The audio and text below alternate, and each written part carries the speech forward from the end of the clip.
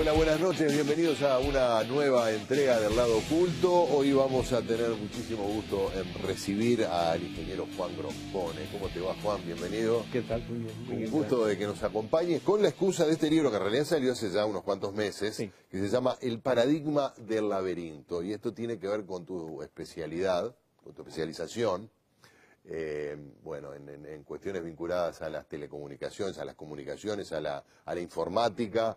Y lo conversábamos recién porque me parece que vale la pena consignarlo a quienes te recordamos de escucharte en los medios hace ya algunas décadas, que había un señor llamado Juan Grompone que hablaba de una cosa rara, de tecnología y de informática, cuando era como una curiosidad casi de, en fin, de especialista. De especialista, ¿no? Y había espacios en los medios donde había un señor llamado Juan Grompone que hablaba de eso que solo él hablaba, ¿no?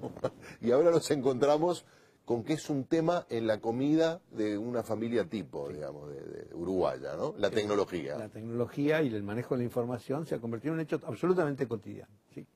Y además imprescindible, no solo cotidiano. Sí, porque no es...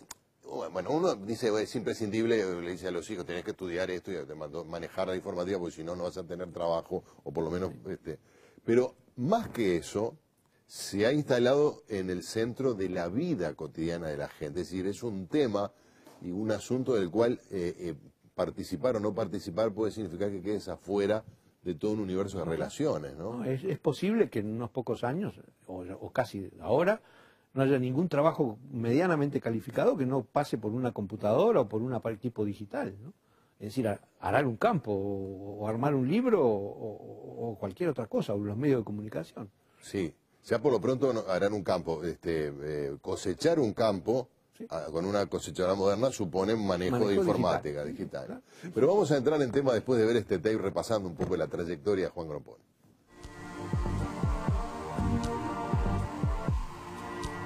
Juan Grompone es ingeniero, profesor, informático y escritor.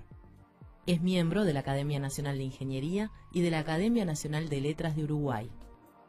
Fue asesor del Plan Ceibal hasta el año 2007 y tiene más de 100 artículos y 8 libros publicados.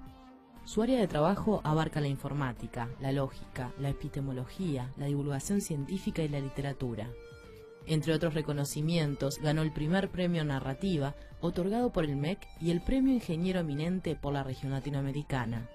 A fines de 2011, editó el libro El paradigma del laberinto, y hoy lo recibimos en el Lado Oculto.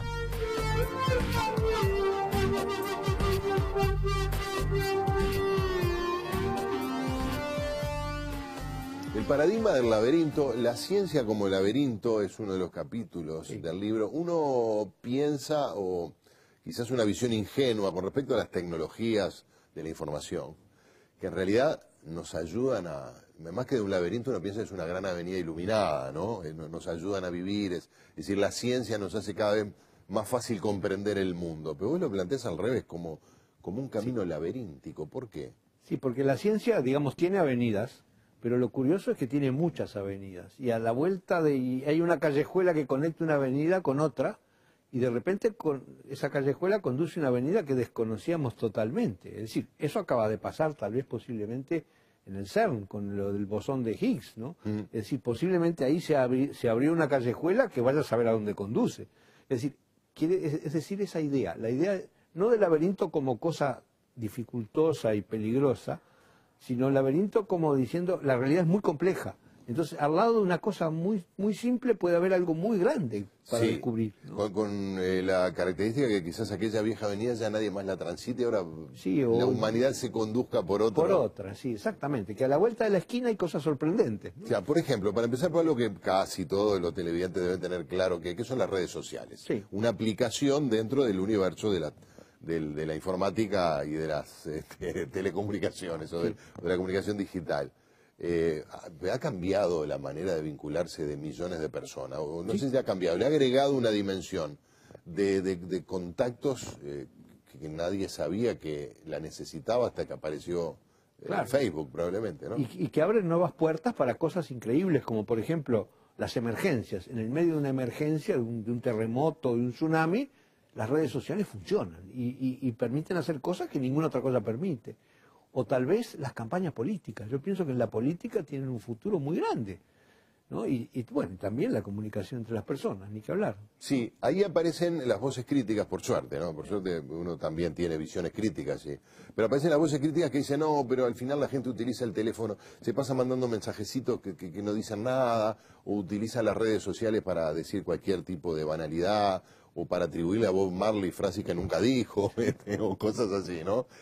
No genera a la vuelta de una de esas avenidas nuevas la sensación de que aquello que estamos armando con esa herramienta maravillosa y expresa también lo peor del individuo, ¿no? Yo lo que creo es que toda nueva tecnología tiene un periodo de enfermedad infantil, digamos. Claro. Tiene un periodo en que deslumbra y entonces uno se convierte en adicto. Eso pasó con la radio, eso pasó con el cine, eso pasó con la televisión y sigue pasando, pasó con las computadoras, pero antes había pasado con los libros, con la imprenta. Siempre pasó. Es decir, Claro. cada nueva tecnología provoca adicción. Sí, yo siempre digo cuando alguien empieza a tener una visión crítica o apocalíptica de las tecnologías nuevas, recordemos el argumento del Quijote, Claro. donde Cervantes dice que se volvió loco de leer libros, de caballería, ¿no? Claro, qué horrible. Claro. Leía libros. Seguro. Pero sin duda la imprenta fue un gran progreso. Era la novedad de los libros baratos lo que hacía que provocara adictos. Pero después la cosa se estabilizó. Hoy nadie va a creer que los libros son peligrosos. Ni tampoco la radio, ni los medios de comunicación, o el teléfono, ¿no? Yo creo que son peligrosos. Claro, ahí aparece otro elemento, ¿no? Que también desvela a veces a los docentes. Es preferible que esté el niño, la niña o el adolescente, que sea en una computadora jugando un juego banal, a que esté leyendo un mal libro, por ejemplo, ¿no? Además los juegos son altamente educativos. Los juegos, los niños con los juegos aprenden a manejar el mundo digital. Entonces, por eso es que los niños le enseñan a los padres, porque jugando aprenden qué son los íconos, cómo se descubren las cosas, cómo se manejan esos laberintos que hay en los juegos. Y esa es la manera como se manejan los programas de computadora y todos los elementos del mundo digital. Bueno, ves, pero ahí me genera cierta angustia como padre, y a veces hasta como usuario, si no nos está llevando la utilización del juego a aprender el manejo de la tecnología, pero como que es un universo cerrado sobre sí mismo. Fuera de la computadora existe algo que se llama el mundo también. Sí, Están sí. los árboles, la planta, los animales, los seres humanos, ¿verdad? La vida de interacción entre las personas. Bueno, yo quiero recordarle una película de Woody Allen que es Días de Radio, Sí. o La Rosa Púrpura del Carmen. Claro. Aquella gente que vivía todo el tiempo encerrada porque tenía que escuchar el radioteatro, Claro. o porque quería ir al cine, al tal punto que los personajes del cine se convierten en reales, ¿no? Es decir, eso pasó siempre. Claro. Pero allá nadie está enfermo, ni de la radio ni del cine, ¿no? Claro, pero tenemos la sensación de De que eso es terrible.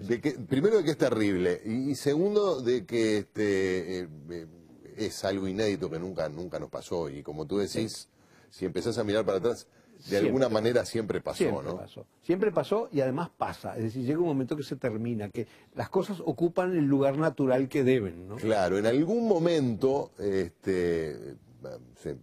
pongamos por caso la Edad Media, el siglo XI, XII, XIII, todo eso estaba encerrado en una catedral o en una iglesia, ¿no? Lo icónico. En un monasterio. En un monasterio, claro.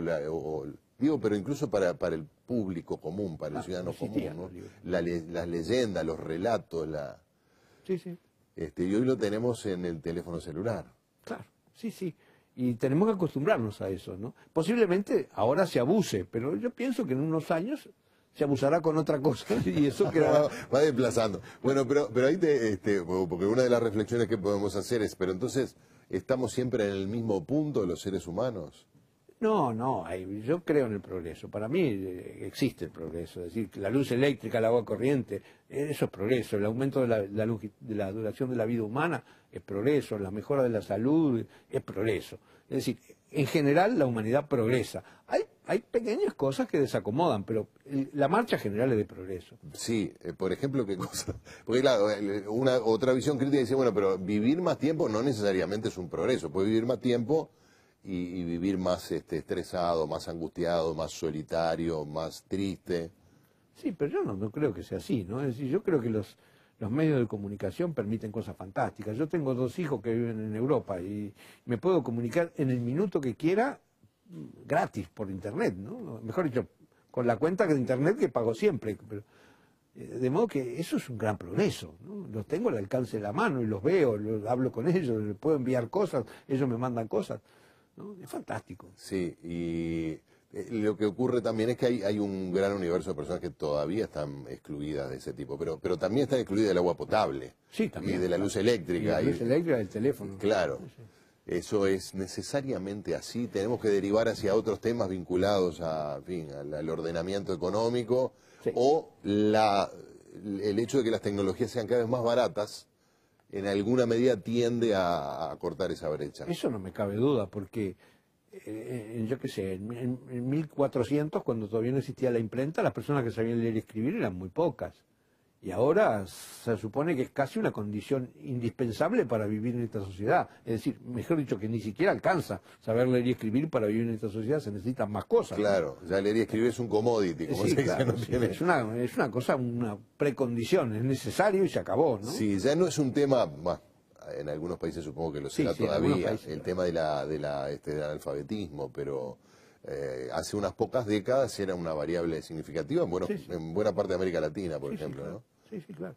Así que yo creo que el cambio es importante y creo que la prolongación de la vida también es importante. Es decir, hay que pensar que hasta hace un siglo la vida media humana era un poco más de 30 años, ¿no? 30 años. Es decir, cuando decimos José Pedro Varela se murió a los 33 años, o Jesús se murió a los 33 años, esa era la vida media. Eran personas adultas y casi ancianas, se puede decir, ¿no? Claro. ¿No? Vamos a hacer una pausa y después seguimos transitando este laberinto en que estamos viviendo con Juan Grompone.